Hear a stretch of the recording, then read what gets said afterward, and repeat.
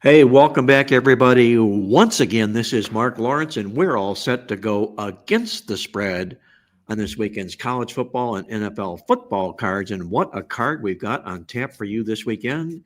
We're starting to get into the nitty gritty portion of the college football card, the NFL moving into week number 3. And with that, I want to welcome to our set our producer extraordinaire, Greg DePalma from Prime Sports Network. It's just me. Just you. We're hoping to hear from Andy Isco real soon. Jim Price will be on hiatus this week. Jim's going to visit to the hospital, not the hospital, a doctor visit that he's got to attend to and take care of. So it'll be just the three of us. As soon as Andy does check in with us, I just got a text, and Andy said in his text, having connection issues. So as soon as Andy can connect, Okay. he'll be right on board with us. But I want to welcome everybody to the show. And I mentioned we've got a big show on tap today because there's a lot of good, meaty, juicy games on tap this week. And remind you once again that this is indeed a free podcast. If you like to watch the show live, you can do so. I hope everybody that's out there right now is watching us live. Others could be watching us on a delay. We're glad to have you on board. If you got any questions or comments, fill them in the question or comment section, and we'll take those and answer those as they come in. While you're here, be sure to ring the bell, subscribe, hit the like button. We'll be glad you did all those good things for us on the football show today. And Greg, with that, I want to mention here, without Jim being here, we're going to still follow the same format. We'll do the NFL football first, and then we'll get into the college football, just not to shake things up a little bit. But what was your main thought on what you saw last week? First of all, in the National Football League, what jumped out to you on the games last week? I think the one that stuck out, the one I realized, and I think this is something that you get a lot at this time of year, and that is confidence in teams that are used to losing.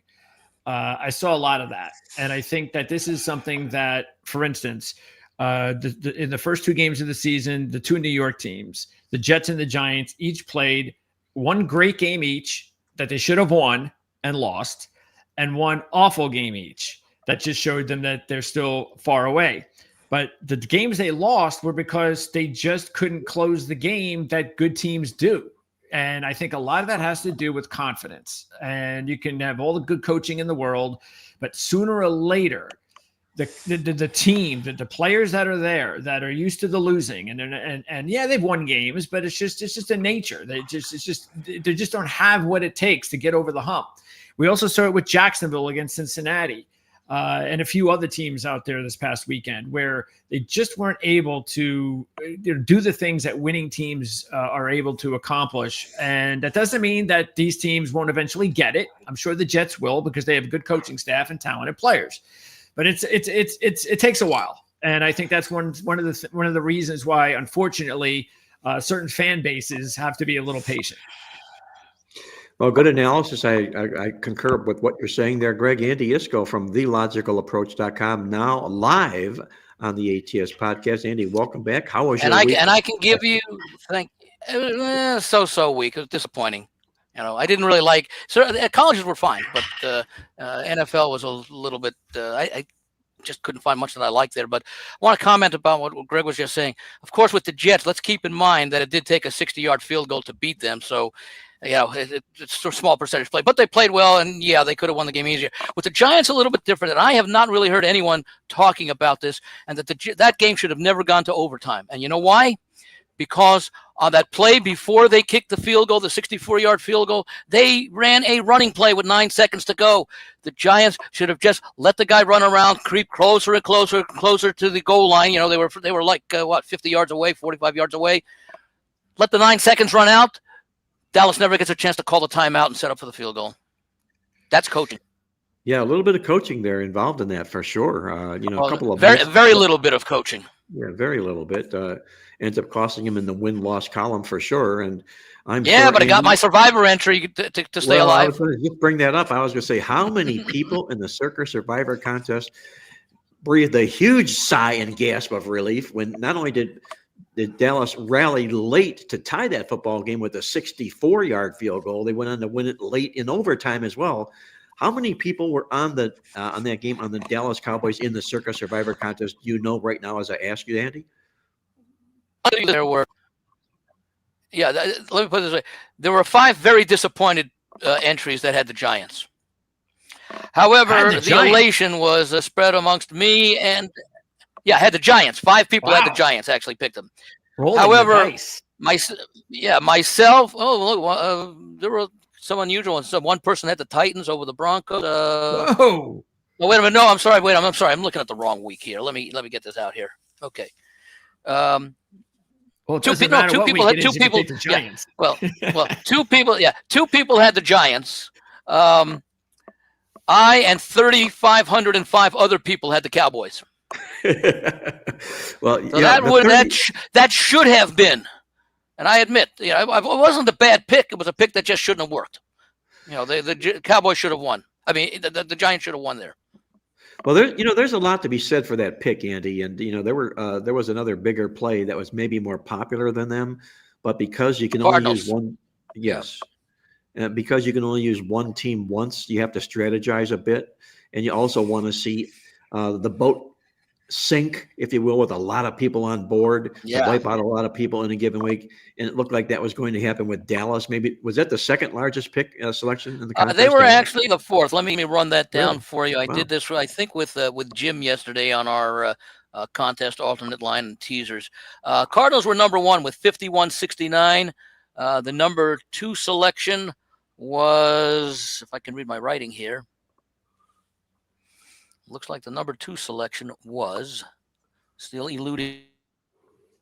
Do you ever get into a situation, Andy, like handicapping wise, where you can, like, have you ever been able to notice certain trends with? Anyway, there were 44. Here we go. 44-20 were on the Ravens. 35-06 on the Cowboys. 16-22 on the Rams, and I'm leaving one team out that I think also won. All right. So the Ravens had the most, and they did blow out Cleveland. Okay. Well, Atlanta had the most, Baltimore second. Well, they had the second. Yeah. Are you surprised that people came more to Arizona? Cardinals had the most, yeah. Do you surprised there was more Arizonas than there were Baltimore in the contest, Andy? No. No? The reason being Baltimore plays on Christmas against the Bengals at home. So it was a keeper and a saver. Yeah. Yes, a saver. And you may, for example, I'll be interested to see tonight how many are on Buffalo, because Buffalo does not play on Christmas and Thanksgiving. So you may as well use them in what should be their biggest point spread of the season at home. Which would likely be tonight. Yes. Yeah, because now in the Circa Millions contest, you rarely see, or let me reverse it. You usually see the 2 Thursday night teams be the bottom 2 as far as popularity and selections, because most people, and understandably, and I encourage people to do this for the folks I proxy for, is take the extra 48 hours to think about the other 4 selections, because you have to submit all 5 at the same time. So you may not want to risk a points rise on a Thursday night game because you want the time for the other 4. Here with Survivors, just 1 pick a week, there's no reason to hold on to a team like Buffalo, especially given the fact that they don't play Thanksgiving or a weekend. So I was not surprised that Arizona was the biggest pick. I don't know which will be the biggest pick this week. You could go by the point spreads. It could be Buffalo tonight, because again, it's almost, most people are looking at a 12-point favorite as a free bingo square. And in fact, I did a little research over the last 3 seasons. I think it is 22, 3, and 4. Double-digit home favorites that lose outright, 7 out of 62. So, it's that's 80-something% that win. Just a little under 15%, right? What about the what do they call it, the Grandissimo? Grandissimo. I didn't see who it was, but one of the 69 entrants went down last week. They did. Wow. Yeah. Tell me it wasn't with the Giants. Oh, I hope not. I'll see if I can find that out at some point. I already have the promo set for next Monday night. ESPN, whoever's getting ready to promote this next Monday night's game is getting really excited, because you might as well get it all set up as the 0-3 Jets travel to Miami to take on the 0-3 Dolphins. Yeah. But we've got a great Monday night game coming up next Monday night here on ESPN. I know what they one should guy that will do. be tuned in. One guy will be tuned in for sure. Are you talking He about hails Greg? from New Jersey. His name is Greg DePalma. He'll be Oh, following. Yeah, I don't know about that, but Everyone else other than the NFL will promote that as the toilet bowl. Yes, they yeah. will. That was Yeah. actually the game I watched the least this week, was the Jet Buffalo game, because all I had to do was turn on the first 5 minutes of that game, and I knew what was going to happen. If you Greg, watch the if first you 5 wanna minutes of do that your- game, If you want to do yourself a favor, find a replay of that great Dolphin Jet game back with what was it? The great comeback where everyone turned the game off when it was like what, Marino 35 to and 7. Ken O'Brien? Yeah, I think that was it. The Ken O'Brien The Monday night game. pass. The Monday night game, the Monday night Yeah. miracle. Yeah, the one with was the Jumbo Elliott scored a Yeah, touchdown in that game. Yes. Yeah. Vinny Yeah. was playing for the Jets. Yes, the Yeah. Monday night miracle. Yeah. Yep. That was what was it? It was like 35-7 or something. Yeah, they were Something along those getting lines. beat up pretty. It was crazy, and it's funny. Schwarzenegger was interviewed. Yes, I remember. And he predicted the Jets were going to The come back. Jets are going to come back and win this Yeah, game. it's like, yeah, okay. Good night, everybody. And they did. Yeah. And they did. Yes. Well, And guys, again, let's get amounted into to who- nothing. By the way, do not Yes. be surprised, and I wouldn't be surprised if a sports book, certainly like a DraftKings, puts a prop up for that Monday night game. How many references will be made to that Monday night miracle game between the Jets and Dolphins during this telecast? Because there's going to be very little else to talk about going on the field. Yeah. I'll put 2.5. I'll set the line. Well, at least at Mike 2.5. McDaniel looks like he's still going to be around. They showed effort in their loss to the Patriots. What they did is they had a big players only team meeting, and it really kind of sparked the football team after week one, which they really, really, truly needed. And they found a way to blow another football game, unfortunately, last week. But they do appear to have life as they head into Buffalo Thursday night. The Miami Dolphins do. But something, if they come back and get just fried in this football game here, the heat will be right back on Mike McDaniel. And he's acknowledging it as much in the press too. He says, I realize everybody says that I should not be the coach of this football team. I don't agree, but and I think our players don't agree, and we're going to see what kind of an effort we come up with here Thursday night. If they lose tonight, let's say close to the point spread, let's say 28-17, it's probably okay. If it's 52-17, not okay. Oh, yeah. No. You may not Yeah. survive it, especially since it's a long week. It's a good week to make a transition. Yeah, Head give the interim coach, who I think, what did they say was going to be the offensive coordinator? I thought. No, Anthony Weaver. Anthony will get Weaver, the job. defensive coordinator, right? Yeah.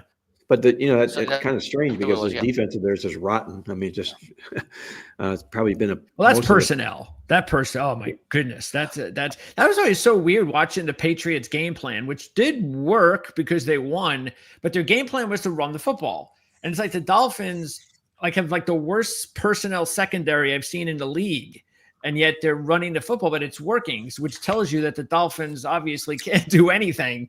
But what they do have are pass rushers.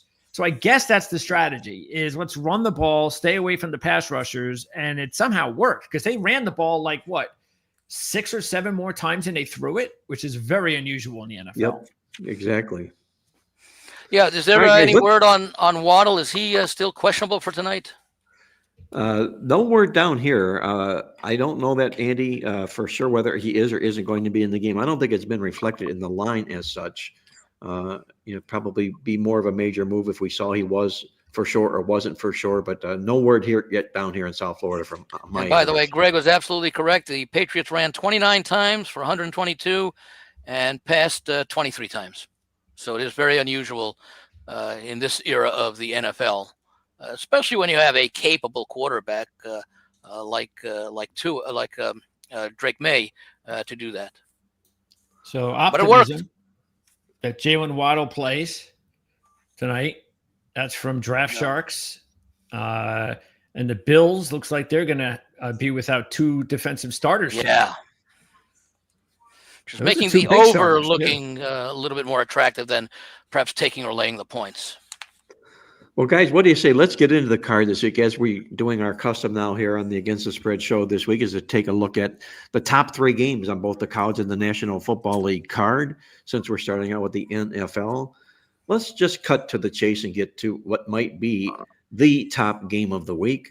Although Jacksonville? No, I would say the Browns and the Packers, but we're going to dismiss No, that game also. Okay. It could likely have been and will be the Lions and the Ravens. We'll save that for our. By the way, just one little quick thing. We all thought that Buffalo and Baltimore game that Sunday night in Week 1 was going to be the best game of the season. I'd have to say we now have to revise that to Cowboys Giants last week. As far as the entertainment, excitement, and the way it played out. Scoring was pretty close. 81 versus what was it? 77. Well, there's a big game going in on the way it's built up and prepped up, like the Baltimore-Buffalo game was, and there's a big game for the way it played out, and that would be the Giants, as you mentioned, and the Cowboys. But perhaps arguably the biggest game on tap this week might be the LA Rams and the Philadelphia Eagles. Yeah. We've got a game here that just has the touch and flavor and feel of an NFC championship game matchup about it here. Greg, what do you feel? The Rams and the Eagles, are the Eagles about to be exposed? Are the Rams as good as everybody thinks and feels? How do you see this game coming out when the Philadelphia Eagles host Los Angeles? Well, I think the one interesting thing is these teams have played the last, since 2023. They played 3 times, including the playoffs. As we know, last year, the Eagles have won all 3. The Rams did cover the game in the playoffs. They were a 7-point favorite. They won by 6. I think that matters that they've beaten them the last 3. That's you go into a situation playing a team, a lot of the same personnel. One team feels that they've got the other team's number. Probably saw that with the Chiefs and the Eagles last week as well. The line is now really low. I did not expect the line to be like 3, basically. That's showing an awful lot of respect to the Rams. And we like the Rams, of course. We've talked about them in the beginning of the season, so it's no surprise that they're off to a good start. I think the thing about the Eagles is real worrisome. And I'm not sure how many people outside of Philadelphia are really picking up on this, and that is that their passing game is just looked ugly. And we have to remember they have a new OC. And so far, this new OC has not figured out the passing game because it's been non-existent. It's been as bad as any passing game that we've seen in the NFL. That's how bad it's been the first 2 weeks. They've done nothing. It's been the running game and the defense that's been holding the Eagles so far the first couple of weeks. Now they have to step up in competition with a really good defense like the Rams. But the Rams, Chiefs, very similar, good, strong defenses. Rams will find out how good they are and all that kind of stuff and revenge or whatever. But I still think, the Eagles are probably the play because you only have to give basically 3 points, and that's not a lot of points to give up to the defending champs at home. Andy, you think there's value to the Philadelphia Eagles, or you think there's a handicap to the LA Rams? I think from a point spread perspective, there's great value on the Philadelphia Eagles. And I'll point it out by saying, let's say that there's a 2-point home field advantage. So let's say if this game were on a neutral site, would you feel comfortable taking 1.5 with the Rams or laying 1.5 with the Eagles? I think most people would say I'd rather lay the 1.5 with the Eagles. On the neutral site, yeah. Yeah, on the neutral side. And keep in mind, they played Dallas, who we don't know. Of course, they were without Carter the entire game, and yet they still contained Dallas somewhat. The offense, of course, only they put up 24, I think it was, or something like that. And, of course, remember, that game also was marred by that lightning strike in the lightning delay in the third quarter, and there was no scoring after that, so we don't know what would have happened that. And, of course, going against Kansas City, the strength of Kansas City for many years was the offense. Well, the last several years, it's been the defense. So yes. I can't really fault the Eagles too much. Barkley did have some really good games against the Rams last year. So I think that if I'm Philadelphia with the new offensive coordinator and everything, my game plan will be to expect the Rams defensively to key on Barkley, which should open up that passing game that Greg talked about. So I do like I like both teams. This game could realistically be a game that determines the number 1 seed in the NFC, the bye week, and the home field advantage for the conference championship if it gets that far. Because if you look at the way the NFC is structured, you still have to believe that the Rams are the team to beat in the West, and they're likely going to have double-digit wins because we don't know about San Francisco, but it's hard to see Arizona and or Seattle getting 10 wins this year, which is probably something that we could see in some of the other divisions. You have to believe that Philadelphia, which is one of these teams, will be the number 1. Will be the team to beat in the East. They could win that game by the division by several games because Washington figures to regress a little bit. They jumped so much, Mark, as from 2023 to 2024. Right. So they're due for a regression, especially the way they were involved in so many last possession games last year. If you look at the NFC South, Tampa Bay's probably still the best team. I mean, they're going for a 5th straight division title. They've started 2-0 for a 5th straight season. Baker Mayfield is really he's really been like the key player on this Tampa Bay team, and I think the defense even feeds off his toughness with the offense. And I don't see Atlanta mounting much of a challenge there, at least to win the division. What game are we talking about? We're talking about the Eagles and Rams. No, I'm talking about the number 1 seed, because the key point why this could be is if you look at the NFC North. I don't think we're going to see a repeat of a 15 and 14 win team with the emergence of Green Bay. So basically what I'm saying is the winner of the NFC North might likely have the 3rd best record of the 4 division leaders, with Philadelphia and the Rams having the best record. Well, they could end up beating each other up, as you say. Yeah, You're right, exactly right. Yeah, and the North is beating each other up. Yeah, they each go 4-2, because they each beat the Bears. And then the 2 losses, Green Bay loses to Minnesota, Detroit, etc. Well, guys, so I like Philadelphia here. If stats are your thing, we've highlighted this game in our midweek alert statistical newsletter, which debuts today. You can download that at playbooksports.com. A lot of great statistical information in there. And what we pulled out of the midweek this week is the fact that you've got in the Philadelphia Eagles a rare commodity. And what it is they've started the season 2-0. But they've lost the yards in both football games. And here they are a favorite against a team from Los Angeles that, if you go back over the last 10 games, has won 8 of those games on the scoreboard and is 9-1 to the spread, 6-1 to the spread as a dog along the way, which makes, I think, the Rams a real competitive dog in a football game like this. And the question here, I think, for Philadelphia is, as Andy alluded to, Greg alluded to, where's the offense for Philadelphia? Where's it at? It's just completely no-showed. 518 total yards in 2 football games, both big wins, if you will. Kind of head-scratching and surprising in that sense. I'm going to grab the points with the Rams here. They're just playing too good of football here of late. And I think you're catching Philadelphia in an ideal spot here right now off these wins. And, let me draw this comparison, if I may, before we move on to our next game. Philadelphia displaced Kansas City as the Super Bowl champion. And what was the common trait that the Kansas City Chiefs had in all their years running in back-to-back consecutive Super Bowl seasons? Is they won a lot of games and lost the stats in a lot of those games. They would win games with phony inside-out stats and be out-yarded by their football opponents. And hence, what do we find Philadelphia doing? The same thing Kansas City did. So whether or not it continues that way in Philadelphia remains to be seen. Let me ask you a question about that, because you talk about in the stats, and I understand the concept, but I also, when I look at the stats, I look at yards per play, because you're drilling down into the stats. Then, well, the reason being is that if you score on a kick return, if you score on an interception return, if you intercepted the ball deep inside the opposition's territory, you don't have the opportunity to gain extra yards that would not be reflected in the score by itself. So when I look at the stats that matter to me, I look at yards per play on offense and yards per play on defense, and and obviously you compare 2 teams, who does better, because to me I call that my measure of efficiency. Because, and again, we see it sometimes with, like Cleveland and Baltimore last week, where Cleveland outgained them by 80 yards, but I'm not sure. I don't exactly remember what the yards per play was, but we see that very often, because remember, when you score on an interception return or a punt return, you kick right off. So that's an entire possession where you don't have a chance to say you add 20 to 50 yards, even if you end up punting or something. So that's the only question that I have about that. I understand the concept, but you're looking about 2 teams here with have great defenses, and I might look under the total in this one. There's one other aspect of the football game that I think we need to hone in on and watch moving forward down the line here. Last year, we talked about this a bit earlier, that the teams that met with the most success in the National Football League coincidentally happened to be the teams that led the league in rushing attempts per game. Yep. Philadelphia was number 1, Baltimore number 2, Washington number 3, and Detroit number 4.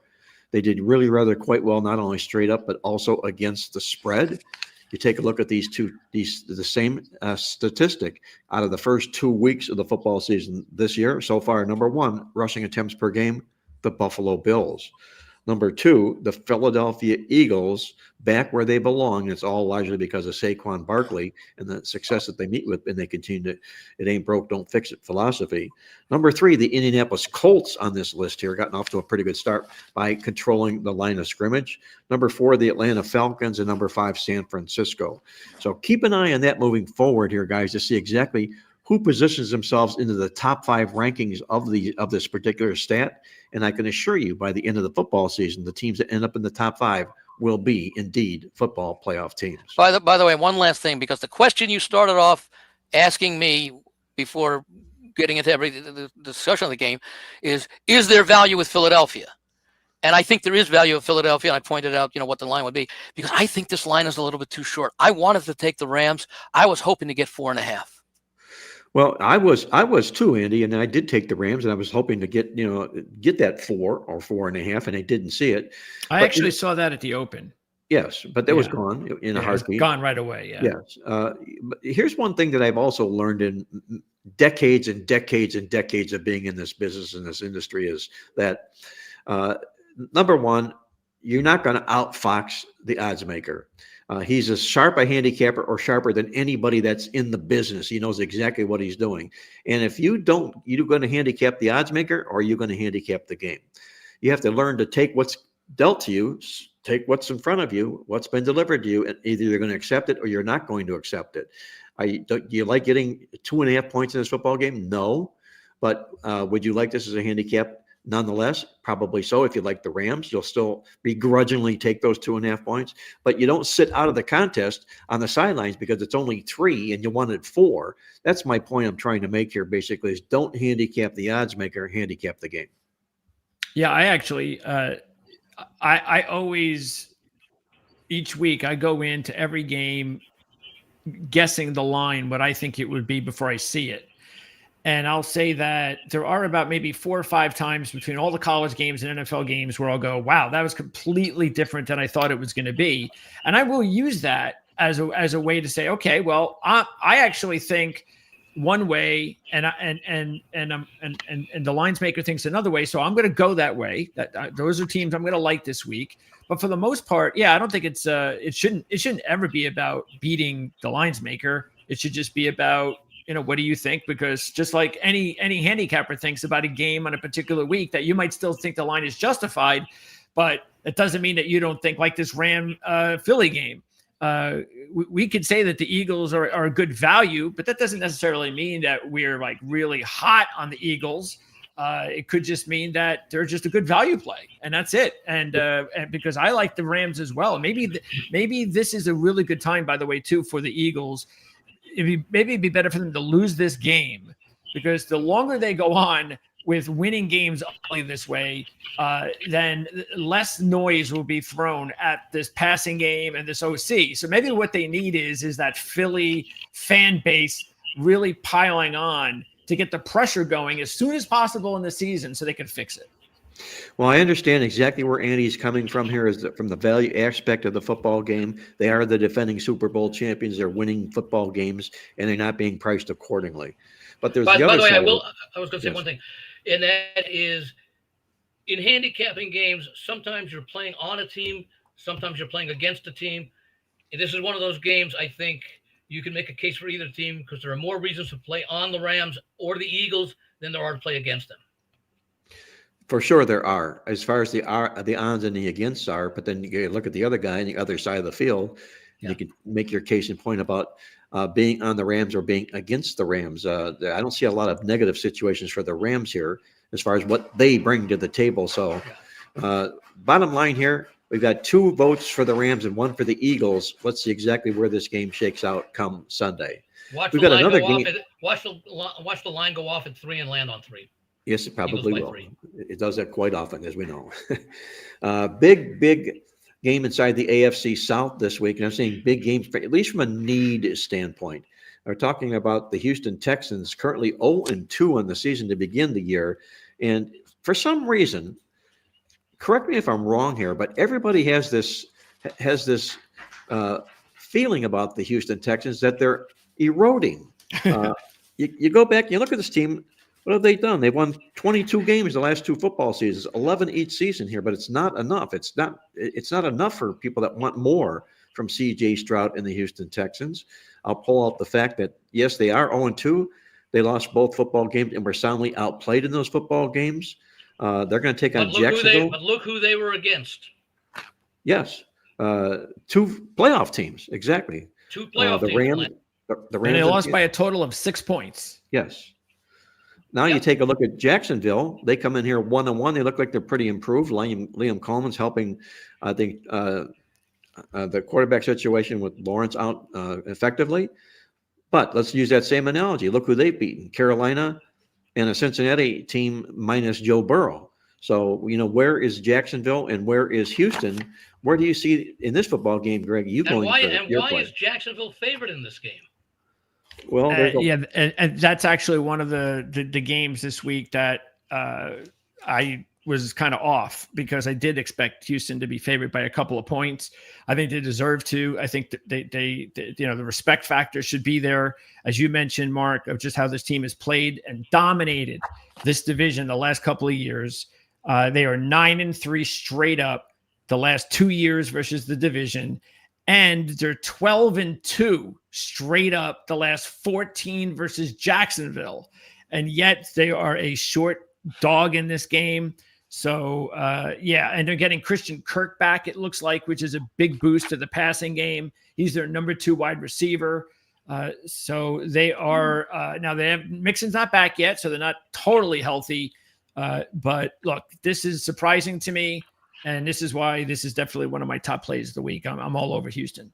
I'm with you. And I ask you, the question would be, what would this line be if you switch the schedules around and Houston had won the 2 games, had lost the 2 games that Jacksonville had lost, and vice versa? You'd have Houston as the games that Jacksonville played against Cincinnati and Carolina. Houston would probably be a 4.5 point favorite in this game. Yeah, this game does reek of a lot of value. I agree with you, Andy. It's, it looks to me like, what is the justification in the line? Again, I don't want to go back on what I just said and handicap the odds maker. Yeah. But if you're a value seeker, I think there's a lot of value here to the Houston Texans. I made this line Houston 4. Wow. Well, there you go. Definitely on them. That's a lot of it. Well, I'll make it a 3-for-3 vote with the Houston Texans this week here as well, guys. And I will say this, that in the history of the National Football League, since the league went to this newly realigned division format in 2002, there have been teams that start 0-3. Only one team has made the playoffs starting 0-3. That's the role Houston will look at. It's also the role Kansas City will look at if they don't win their football game. By the way, you bring up a very good point, because we've been hearing about it the last couple of weeks. Teams that start 0-2, like 3% of the time they make it. Well, that was great, because that was a 16-game schedule for most of those years. I want to hear about how teams who start 0-2 in the now 17-game schedule and additional playoff teams. Well, that won't be much of a research factor, because how long have we been doing 17 game schedules here now? 4 seasons, maybe 3 or 4 seasons. So it wouldn't be a long research per se, but and you have the additional wild card teams now too. Yeah, it's 2021 is when it started. That was the year of the COVID. 4 seasons. Yes. So 4 seasons. We can analyze that and see how teams started 0-3.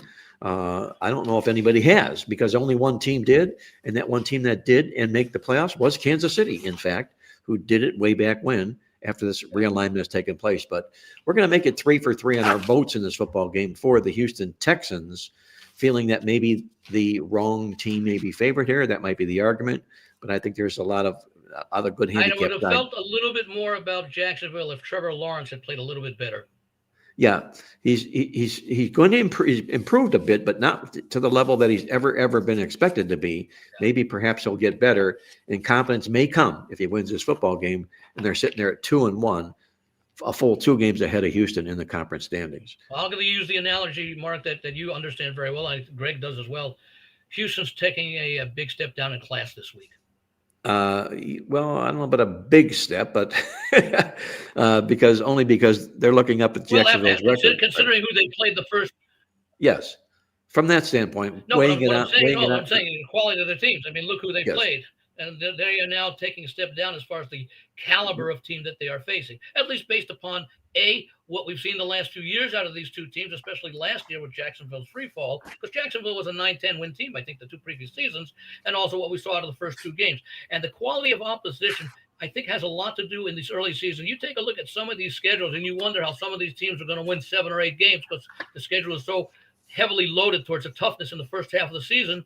And conversely, you wonder how teams are going to lose games when all of a sudden you see that the first 8 or 9 games, 7 of them are against teams that didn't make the playoffs.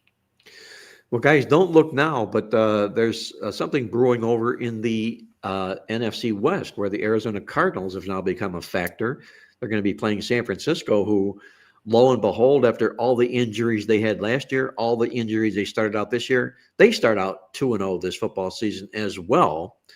Greg, what do you make of this line, and does Arizona have a chance to get out of San Francisco with a win in hand?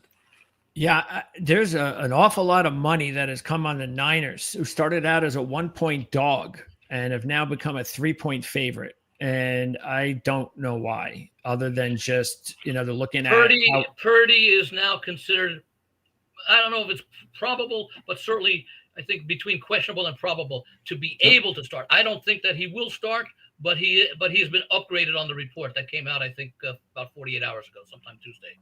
And, the thing with here's something that's interesting, because last week they beat the Saints, big deal. But remember, that was Mac Jones, the backup quarterback, getting Mark. And we've talked about this every year. Yep. Backup quarterback bump in that first game. Well, there are 3 such starts this week, 2 such that I'm actually going to play heavy on. One I'm completely staying away from because it's the Jets. 2 of them are playing each other. You've got, I don't classify that as a bump with Cincinnati, because Browning played last week and won the game. So I don't really think that qualifies for me. Well, other than the fact that they now have a chance to game plan with him. Yeah, but but the whole bump idea of rallying around the backup quarterback, that's what's going to happen with Minnesota, and that's what's going to happen with Washington. And when I have 2 playoff teams with winning, capable, veteran quarterbacks like Mariota. How about the Jets? Well, that's what I said. That's the one team you can forget. Okay. So when you get those 2 teams, I think, 2 out of, that's usually what it is. It's 2 out of 3. So I could see Minnesota, Washington being the winners. The Jets will be the loser, and go with that strategy. But in this one this week with Arizona, look, remember last year, early in the season, Arizona was the team to beat after about 6 or 7 games, and then the season fell apart. That included Arizona upsetting San Francisco in San Francisco as a 7-point dog. Arizona has looked really good so far this season, especially, I know they haven't played anybody, but the fact is the defense really does look good. And overall, I think they learned a lot from last year. This is a good young team that's going to be better. We said that at the beginning of the season, and that's why I'm going to take Arizona in this one. Well, you look at this game, guys, and what are you seeing currently right now for the line in the game, Greg, as you mentioned? 3. Yeah. 3? Yeah, 3 and 44 and a half. I think there's still some 2.5s out there that can be found. Well, it's my feeling, and we'll look at this maybe in December, that I think Mac Jones is going to win himself a job with this team. Maybe even if not so much because Brock Purdy is injury prone, but just the fact that Mac Jones is given a chance, and I think Mac Jones has ability, and he's the kind of a player that they targeted from the get-go in the draft. Didn't land there, but now they got him and a chance to do just that. He opened up with an impressive win last week. But look at these 2 games, and I'm talking now from a midweek alert statistical approach to the game here. You've got a pair of 2-0 football teams. The one difference between these 2 teams is San Francisco earned their wins. They won the yards in both games. Arizona lost the yards in both of their victories this football season here. Now, that's a Kyler Murray type of a thing, because you never know what you're going to get out of Kyler Murray. He's the Gomer Pyle of quarterbacks in the National Football League. You never know what's in that box of chocolates that you're going to get from Kyler Murray. Golly. Yes. I think this is a really, really incredibly difficult game to get a handle on, because I can make cases for both sides of the football game. With that, I'm going to beg out. Andy, which side of this football game are you going to? I'm going to be on in fact, I am on the 49ers, because I laid, I think, 1.5 the other day when that line went where it did before it went down, before it went up rather. It was 1.5, and then it shot up to 2.5 within just a few hours. But they both played New Orleans. New Orleans, of course, made a little bit of a rally. They were clearly behind Arizona. The Saints also made a rally against San Francisco to cut it also to a one possession game. I think the difference between these two teams, I still have more confidence in the San Francisco defense than I do the Arizona defense. And there's still talent on this San Francisco team. Again, remember, as you sort of alluded to, Mark, that, Brock Purdy was Mr. Irrelevant. Mac Jones was a very, very highly sought and very high draft choice. And that hasn't really changed. I mean, maybe he just didn't get the kind of coaching or the kind of system that he felt comfortable. But he certainly, in the 49ers and Shanahan knows quarterback, so I think he's very comfortable with Mac Jones as a backup. In fact, you wonder why I don't know if he wish he had Sam Darnold back, who he had for a year, when we saw what he did when he was a starter. But it's a good spot for San Francisco. I like the fact that they had success. They also beat the better team. They both played New Orleans, and this other game beat Carolina, and that was I believe, that was on the road, as was San Francisco's opening win, 17-13 on the road at division rival Seattle. So I think inherently, when I can see a game like this, and I sort of did the same thing last week when I played San Francisco minus just under a field goal at New Orleans, I think there's value with playing San Francisco here. I think they're better team. They're at home, and they got a chance to go 2-0 in the division. And Greg, what side of this football game were you on? Remind me once again. Arizona. Okay, we got a split in the game. I'm passing the game, but Andy brings out a good point about that common denominator game with New Orleans.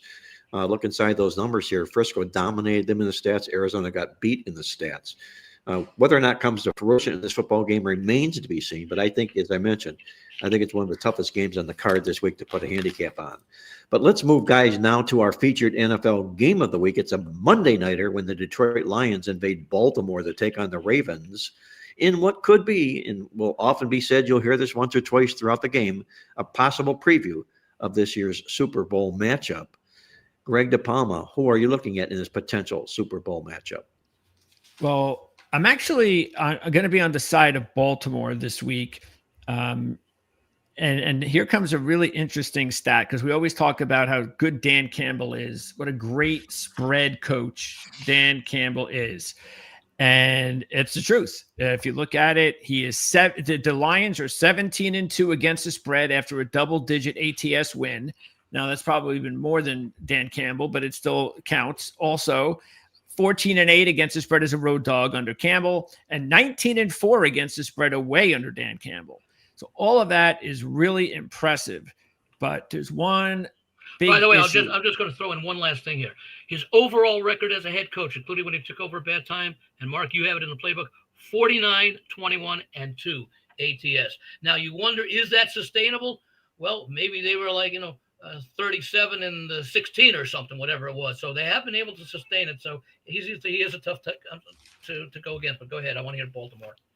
Well, there's one big issue with that line, though, and that is the fact that what is all this? Oh, this is next week. That is the fact that the numbers I just gave you. Let's use one of them. 17-2 against the spread after a double-digit ATS win. One of those losses was at Baltimore, when Baltimore blew out Detroit in 2023 at home as a 3-point favorite. Meaning, all of this Dan Campbell stuff, that at least these three, you throw in the garbage, because Baltimore blew them out, and those were one of the losses that Detroit had under Dan Campbell. So it could be that it's just a bad matchup for Detroit. That's very possible. I think Detroit had won like 4 in a row before they got blown out in that game. Baltimore had won a few in a row. So it was a big matchup. Everybody was waiting for it. And then boom, the Ravens just annihilated them. So I'm just going to take Baltimore also because of the fact that their offense is humming right now. And I think that's important. And also, I don't yet know what to make of Detroit. Yeah, they had the big blowout win of Chicago. I think some of that could have had a lot to do with emotion about their former coach coming into town and wanting to show him. But remember they didn't do very well the week before against a quality team on the road, and that's why I have a little bit more evidence I need out of Detroit, and I think we'll get that. I think they'll be a much better team as the season wears on. But this early in the season, I'll go ahead and take Baltimore. Andy, Lions or Ravens? I really like the Lions when this line was 6. I didn't get there in time to play it. Down, I saw the 4.5 now. So money is coming in on Detroit. I understand it. I like their running game. That they're 2 quality running backs, and Detroit's defense. Let me see what they gave up rushing so far in their first 2 games. I think Green Bay ran for a whole bunch of yards against them. If I can find that out here. Green Bay only ran for 78 yards on 25 carries, barely 3 yards per carry. And in last week's game against Chicago, of course, Chicago didn't do a lot of running, but they actually ran for 134 on 27 attempts. But some of that was in garbage time, even though they were far behind. The point is, Detroit's running game, and you're talking about Derrick Henry here. Detroit's defensive run. You take a look at the last 2 years under Aaron Glenn as defensive coordinator. In 2021, they allowed 135 per game. In 2022, they allowed 147 per game. I don't know what they allowed in that game against Derrick Henry, but for the 2023 season, 91 rushing yards per game, and last year 103. That's a remarkable improvement, and it just goes to the notion that Detroit has improved their defense over the last few years, and that's one of the things that suggests that Baltimore may have to beat them with the passing game, because Detroit will probably have some success stopping Derrick Henry, though you never want to put that as a reason to play the game. There have to be other reasons, and part of it is the overall Detroit defense and the fact that with those 2 good running backs, Gibbs and Montgomery, Detroit can actually slow the game down if they wanted to, because they'll have 2 fresh running backs throughout the game. That being said, I still like the over in this game, but I think with this line, that value has gone down. That key number of 6, which is a significant number, has me saying I'm going to play Baltimore as part of a teaser. I'm going to be on the Detroit Lions in the football game. I'm going to be on the Lions as a teaser now instead of the straight play. Gotcha. Tease it up. Yeah. And did you talk about that on the teaser video with Jim? I think I did mention Detroit being teased up.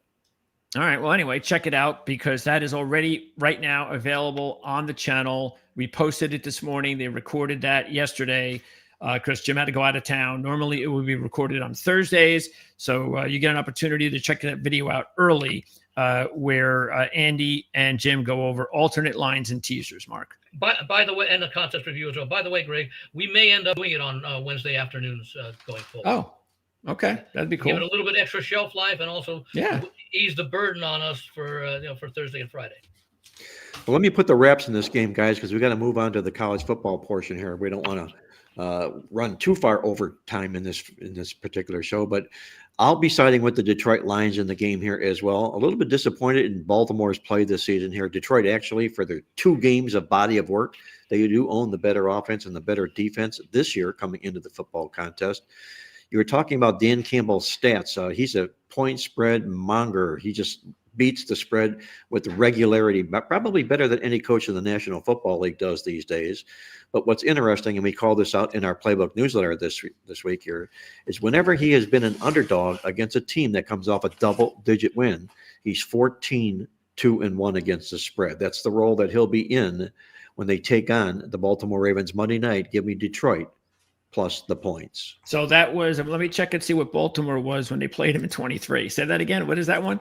14-2-1. When? In his National Football League career. Against an opponent coming off a double-digit win. Off a double. Let's see if Baltimore was coming. No, they weren't. So that'll work. Baltimore, before that win, before they blew out Detroit in that game, the week before they beat Tennessee by 8. So that would not have qualified. So there's a good one. I'm going to think that a lot of times he snuck up on teams because he hasn't always had a quality Detroit football team that they've turned into here of late. But Anyway, that's the number that he brings into this Well, particular keep in football mind, game. in fact, that was the year that Detroit, and I think it caught a lot of us because Detroit, well, they had gone from 3-13-1. The following year, 2022, they were 9-8, and we thought that they had made too much improvement from the 3-win season to the 9-win season, and we turned out they made even more improvement because they went 12-5 in the regular season that year. That was the championship game that they ended up losing. I think, what was it, San Francisco? Well, guys, let's get it over to the college football side of things here.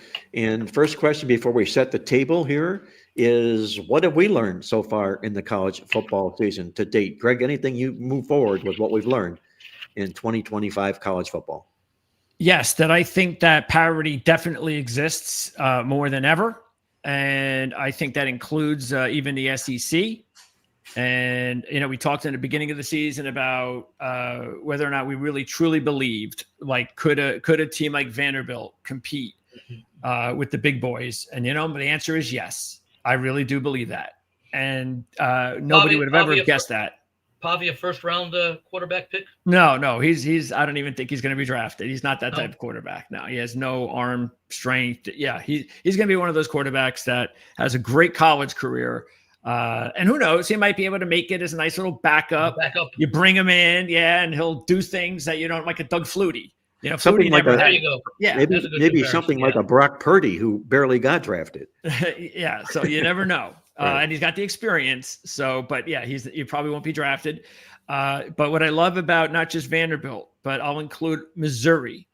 And you know what? If Auburn beats Oklahoma, Auburn. So I think any team now in college football has a shot to beat the big boys on any given week. And we just never were able to say that before. And so that's the thing that I think I'm a little bit more excited about more than anything. I think this is a wide open season. Andy, what have you learned so far at college football? I know we're not quite to the end of September, but anything jumps out to you? Yeah, Notre Dame's in trouble. Oh, that was going to be my comment, Andy. So go ahead. I'll let you expound on it, because I'll just say the other one is Clemson's in almost as much trouble, other than the fact that they could still win the ACC title and get like maybe 10 or 11 seed. But we know if Notre Dame runs the table with those two losses, they'll be in the playoffs. And the one other team that might have a little bit of something to say in that, we know the great start that South Florida had. That included a win over Boise to open the season. And, of course, South Florida suffered that loss last week, which was not a surprise to very many people. Boise has a realistic shot at running the table. So they could end up going winning their remaining games, finish 11-1 in the regular season, win the Mountain West Championship, and make it in the playoffs as the Group of 5 representative. And you know why I say that? On October 4th. They'd have to beat Notre Dame. Yeah, exactly. Boys is at Notre Dame. And if they can win that and win out, the fact that South Florida beat them at home in the first game of the season would be the only blemish on their schedule. And that win on Notre Dame, unless Notre Dame, just totally goes 4-8 or something, which won't happen. Well, I tell you right now, though, if Notre Dame loses to Boise, that won't be looked at as a good done. win. No, 3 losses and they'll be done. Right. Yeah. Then but they'll be favored in every game going out. I'm not talking about. I'm not talking about Notre Dame going 4-8. I'm just saying that if Notre Dame goes 4-8, the win at Notre Dame by Boise might not carry as much weight as if Notre Dame ends up 9-3, let's say. Oh yeah. Even 10-2, and doesn't make the playoffs. It's not about Notre Dame making the playoffs. I think they got no shot. Yeah, well, again, that's the thing, though. If the point though is if Boise beats them, they have a very tough schedule. Notre Dame, like, just take a look at their schedule. I mean, they can lose any week to any of the teams they're playing, except Purdue. So they could, if they lose to Boise State, they could theoretically lose 5 games this year. And then people will look at that win by Boise and go, South Florida beat them. But South Florida still has a lot of work to do, because they can't now. They're in the driver's seat, but they can't afford to lose like 2 more games. I think they can lose 1 more game in the conference, but if they lose 2 more games and Boise runs the table, you might be right. Well, I got a comment, guys, in the coffee club. By the way, the other thing I was just going to say is that if Boise beats Notre Dame and Notre Dame ends up 9-3, that win at Notre Dame means that the win at Notre Dame means Notre Dame's losses will be to Boise State, Miami, and Texas A&M. 3 really good football teams, certainly A&M and Miami. That's the thing that might help Boise State, even with that opening. Yeah, but Notre Dame to be in the college football playoffs has no business losing to a Group of 5 program. No. Especially if there's other losses that are dotting their. Well, they lost last year to Northern Illinois. Yes, they did. Yeah, but how many other losses did they have? None. That was it. That was it, right? They can't have 2 other losses in addition to a Group of 5 this year. It's just not going to happen. I agree with you, but losses are to Boise State, perennially barely below Power 4 conference caliber, and to A&M and to Miami. That could be a situation where Notre Dame could make it, because Notre Dame does have some tough games.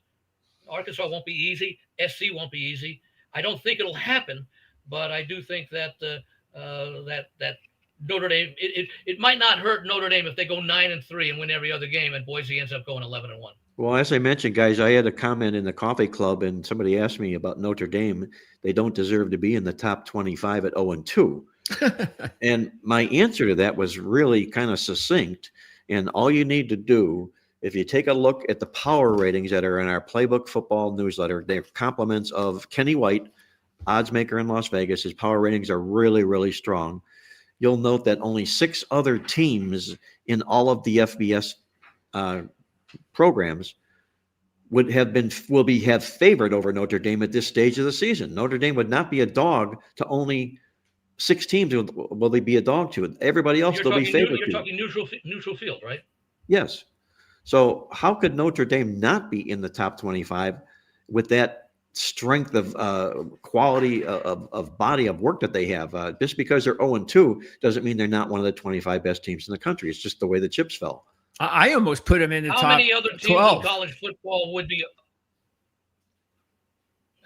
How many teams in college football would be 0-2 if they open their season against Miami and Texas A&M? I'd say of the 135 other teams, maybe 85 to 90. Yeah, that's why I was seriously thinking about still putting him in the top 12 this week. The rankings poll that I put out every week. That might be a stretch. Yeah, that was a stretch. Yeah. I didn't put him in, but I was thinking about it. But yeah, no, I didn't.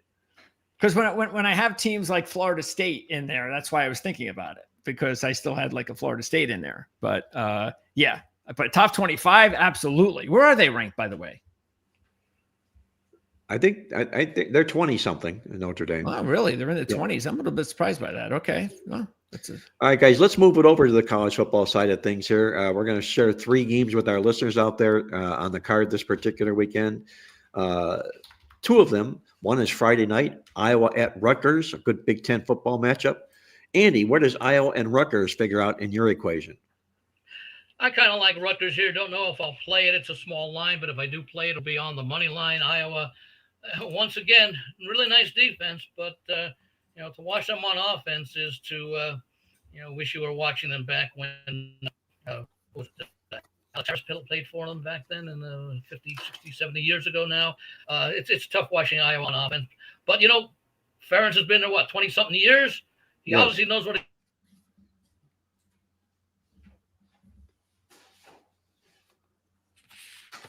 Well, Andy has frozen officially. Is he frozen on your screen, Mark? It's a good spot for Rutgers getting maybe their only national attention as far as that goes with the Friday night game. We see Big Ten has now gone to a lot of Friday night games over the last few years. So not sure I'm going to play it. If I do play it, it'll be Rutgers money line. Greg, where are you going between the Knights in this football game and the Hawkeyes? It's tough. I'm going to take Rutgers, but the one thing and the main reason is that their offense has never looked this good, or at least I don't remember it looking this good more than one other time, and that was when they had their best Schiano team years ago. The offense has just been really so good. All you have to do is take a look at the scoring that they put out there. This is not Rutgers-like. No. But that's because they have legitimate receivers. They can still run the ball. The offensive line is decent enough, and they've got the best quarterback that they've had in a long time. And he might go down. Kalakamanis is the best quarterback they've ever had. So I think because of that, I think they have enough offense that Iowa's offense is so bad. Even though Rutgers' defense is holding back a little bit, they got a lot of work to do. They lost too many players from last year. They lost their top defensive coordinator, who's now the head coach at UMass. Maybe Rutgers gets a little bit of a, some sort of inside information, as you can say, because Rutgers' former defensive coordinator was coaching UMass last week in their loss to Iowa. So maybe there's something there in the film that Rutgers can take advantage of. But a couple of things that do work against Rutgers as far as the lines or as far as the trends. Iowa has defeated Rutgers 4 times, all 4 times, by a 93-17 margin. And Rutgers, under Greg Schiano, is just 3-11 against the spread as a home dog since he returned in 2020. Well, I think this is a different Rutgers team and also obviously a different Iowa team that we've seen here in years past. And you've mentioned about how poor the Iowa offense is. A little bit of life this year, but who did that life come against? It came against UMass, okay? And they beat Albany, 2 football teams that are barely breathing as far as quality is concerned. The one team that they did play that was anybody was Iowa State, and they mustered up a whopping 254 yards in that particular game. I like Rutgers in this contest here. I think it's a huge game for Greg Schiano and his football program here to be isolated like this. They're catching Iowa off a 40-point win. I don't know if they know what to do with themselves coming off a 40-point win. I think Rutgers pulls the rug out on this football team tonight. Andy, what do you think happens here? Well, I think I said I do like Rutgers in the game. Yes. I will point out that last year Iowa opened up with a 40-0 win over Illinois State. 2 years ago, they had a 41-10 win over Michigan early in the season, which was not a very strong team. 34-6, well, they beat Indiana back a few years ago, but it's not unusual for Indiana to put up, for Iowa rather, to put up big numbers against much lesser competition. Now let's move on to a big game here now, guys, if you will, inside the Big 12 Conference. It looks like there's a new bearer inside the Big 12 Conference, and he goes by the name of TTRR. That would be the Texas Tech Red Raiders, who apparently have put together a team that is a force to be reckoned with this football season. Best team money can buy, some say. The best team money can buy. Exactly right, Andy. And they're delivering the goods, Texas Tech is. They're going to invade Utah this week, who's really put kind of a rebound season in place here, and it looks like they're going to be back to the Utah Utes of old. Greg, what do you think happens to Texas Tech when they go to Utah on Saturday? Well, the thing that's interesting is that Utah hires this new offensive coordinator from New Mexico, and he brings in his quarterback, Dampier. He also brings in their top wide receiver, this kid Davis, and all of a sudden now Utah from the Big 12 has a New Mexico quarterback leading the way and a New Mexico wide receiver as their number 1 receiver. And I think that's well and good when you take a look at who Utah's played this season. But now they've got to step up in competition and face a real FBS Power 4 team in Texas Tech. And so this is where I'm not so sure, what to expect from these players and from this new look Utah team. But on Texas Tech side, I think they still have the quarterback edge. This kid Morton is off to another great start. They've got an explosive offense. They definitely lose Brooks, their running back, who had a big part of their offense last year. But that's okay. They've been scoring without him. We've got a host of running backs now, committee, that kind of thing. The thing I'm a little bit concerned with is Texas Tech on the road, big game. Can they come through? Because we haven't really seen this out of Texas Tech in quite a while, especially under the new head coach. And this is why this is going to be a monster game, I think, not only for both teams, but maybe even more so for Texas Tech. Are they ready to play now with the big boys and be considered the team to beat potentially in the Big 12? So I'll take Texas Tech in this one. But I'm not really overly excited about it. Andy, does Morton Barons, the quarterback at Texas Tech, do you think he'll be whispered at some point in the season in the Heisman Trophy talk? Hard really to say, and I'll tell you why. I do like Texas Tech. I don't like them as much as I thought I would earlier in the week, so I may probably just pass on the game. Concern I have for Texas Tech, number one, there's no recent history between these two teams. Utah was in the Big 12, I think, last year for the first time. And they were not on the schedule meeting in at least more than 10 years. Number two, it's the first road game for Texas Tech, and they're going up to deal with altitude. I don't know how well they will be. Number three, because of all the turnover with the NIL, it's still a new team, and this will by far be their biggest test of the year. Who have they played so far? Arkansas Pine Bluff, Kent State, and a very weak Arkansas team this year. We really don't know about Texas Tech. I sort of trust what they've been doing. They know that this is their first game, that this is their first big test. They had three scrimmages effectively to work things out. I do like the quarterback, but let's see what happens when Texas Tech steps up in class. Not sure if I'm going to play it. Maybe I do a little money line if I want to do something. Maybe this might be a kind of game where I could maybe do a little money line parlay, Rutgers and Texas Tech together. I kind of like both Rutgers and Texas Tech, not as much as I thought I would, but I certainly give both of these teams a chance to win outright. Andy, you mentioned that Texas Tech schedule, and the first thought that came to my mind is in football talk, it might be a little bit more of like football profiling. Their opponents, Arkansas, Pine Bluff, Kent State, and Oregon State, obviously sisters of the poor, and they've run these big numbers up against them. They've won the stats at over 300 yards in every football game they played. I think their biggest concern is the fact that they've done all this at home in their own play box. Yep. Now they got to step out onto the road and go into Utah in altitude at a pretty tough site to begin with. I think Vegas oddsmakers had a tough time with the line in this football game because there's a lot of expectancy from Texas Tech. They've delivered the goods so far. They've made no mistakes. And everybody knows Utah is for real. They're a real good football team here. Put a gun to my head, I'll take the points with Texas Tech in the game until they prove different to me. I'm like I say, I do like Barron's, the quarterback. I think he's legit. We'll find out whether or not all that money pays off for Texas Tech. I think they're en route to having an outstanding season inside the Big 12 Conference. Let's go over to our big game of the week. We're going to label this the big game of the week, and it happens in the Big 10 Conference, if you will. We've got the Eyes meeting Illinois at Indiana in a football game here this week here. Greg, nice matchup here. The Fighting Illini and the Indiana Hoosiers, both football teams have gotten off to impressive starts.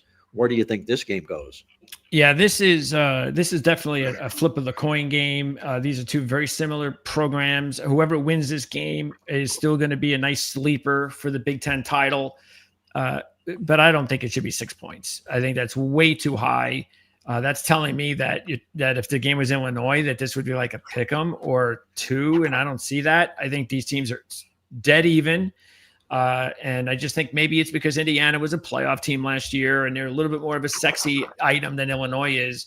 But I think Illinois is every bit as good as Indiana, and I'm going to take Illinois. Also, I've been really good with Illinois. They're a good wager team in several categories, and this is one of them. They are 12-1 against the spread as a Big Ten road dog of 2 or more the last 4 years. As a road dog under head coach Brett Bielema, they're 13-6 against the spread, and they've covered 7 straight after scoring 35 or more, including 2-0 in that spot this year. Keep in mind that Indiana, as usual, hasn't played anybody. That's their makeup. This is going to be their biggest game of the year at home. They're not going to play a better team at home all year. Illinois, meanwhile, they had one good road contest at Duke, and he blew out the Blue Devils a few weeks ago. I thought that was a good test. So, I think this is one of the situations where you just have to – it's like if it was switched. If I saw Indiana's 2-1 money line pick at Illinois, I'd do the same thing. But I'm taking Illinois, and I think this is a good upset pick as well to take the 2-1.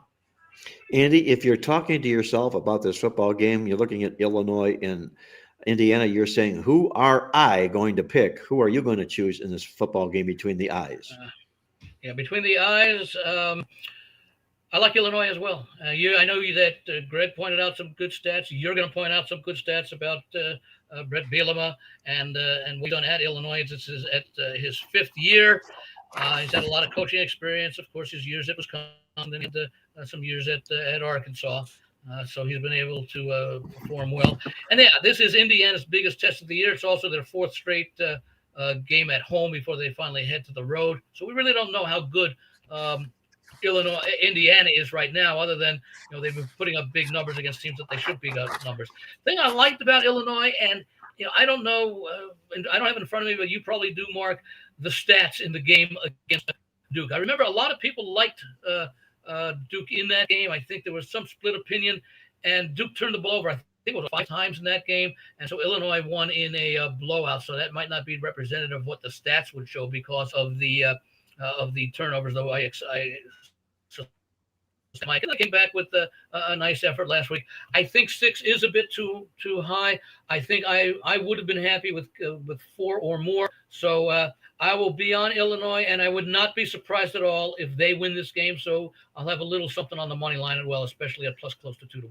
Well, that's what you like, Andy, is when you're looking for games and you see an underdog that looks appealing and you feel the underdog has a good chance to win the football game. That's what you then make a live dog. And in this particular matchup, Illinois, to me, looks like a chance to win the football game, which then makes them a live dog in the contest. We talked about Texas Tech and the Sisters of the Poor, who they just played. And look at the Indiana schedule thus far this football season. Old Dominion, Kennesaw State, and Indiana State. They should be arrested for starting a season that way a Big Ten football program should. But they're not. They're playing in this particular football game. Or join the SEC. Or join the SEC, and right, and then they're in step with the SEC. Exactly. The Brett Bielema stat that you mentioned that I'm going to share with our listeners out there is a good one. Since he's been in Illinois, he's been terrific on the road away from home. He's 15-3 to the spread. The Illini are under Brett Bielema, 12-1 to the spread when taking points. Give me the Illini with a live dog in this football game. Guys, we're going to wrap it up here because I have to get running here as well. But before I go, I was talking a little bit earlier about our just saying portion of the segment here, and I got past it. But there's something I want to share with the listeners out there that I call just saying. And if you take a look at this week's college football card, I'm just saying that Vanderbilt has taken on 4 Sun Belt football teams in their school history, and they've lost all 4 games straight up and against the spread all 4 times as favorites. And this week, they're going to lay 27.5 to Georgia State. I'm just saying. Revenge, because Georgia State upset Vanderbilt last year as one of those Sun Belt losses. And everybody. I was on Georgia State last year because I didn't think Vanderbilt at that point deserved to be that big of a favorite. And do they deserve to be this big of a favorite this year? That's the other question. Yeah, and then 2 games later, they upset Alabama, and then the rest is history. So, yeah, this is a different Vandy team. But, hey, if you want to take the points, that's different because it is a lot of points, and you would think that there'd be a little bit of a letdown here. Plus, of course, there's the revenge factor. After this game, they're playing Utah State, so it's not like they got a big game to look ahead to. No. So.